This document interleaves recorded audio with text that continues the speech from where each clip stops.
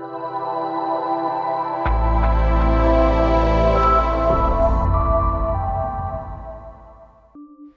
you, sir. I now request Shri Rajya Kumar Garu, Scientist G and Group Head, Soil, Resource and Land Use Monitoring, ISRO, to address the gathering.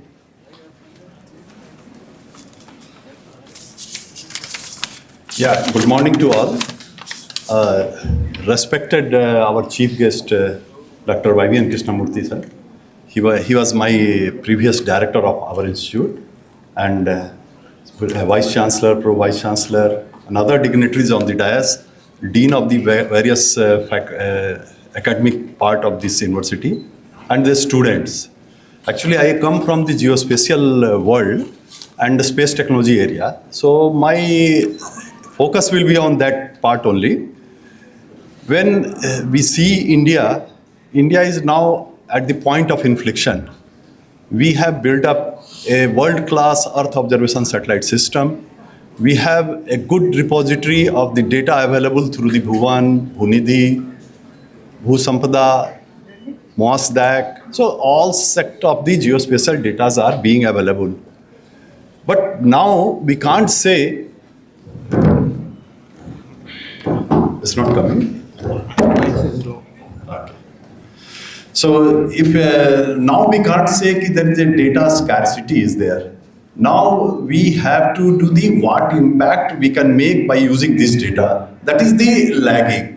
So question is only about the impact. Now a lot of disruptive technologies are coming up like AI, ML, Edge AI, now digital twin. Now recent interventions are coming through the quantum computing and all.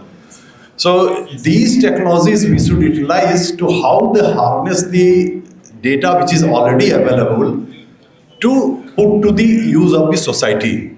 So that way it will create a market for the GIS world where we can utilize this for various activities like societal development. When we do, we have done a lot of work under the Manrega, which is now renamed as the Viksit Bharat G Ramji program, and where government is investing in the tune of 1,20,000 crore, that much of amount. Government has launched a program of geospatial mission, which is also having around investment of 3,000 crore. So these are the opportunities where various industry, I can say we have like Edge AI, now it is a talk is there, which will try to reduce the latency period, the data transmission rate, because we are bringing intelligence nearer to the sensor, nearer to the drone. So this will reduce the latency. We require only the process data with the downloaded. So it will reduce the volume. So this way the technologies are coming up. And I see as an India, as an industry, we need to bring out enormous opportunity into the predictive maintenance for the industry, resilient infrastructure, optimized logistic making. So for the academics, what it requires is we have to shift it from the tool-based training or education towards the solution making, system building. That type of training and education is required from the academic institute. For ISRO and NRC also, there is an opportunity now to shift from the primarily the data provided to the society, system building, problem solvers, and then those type of domain. So this is the golden period for us.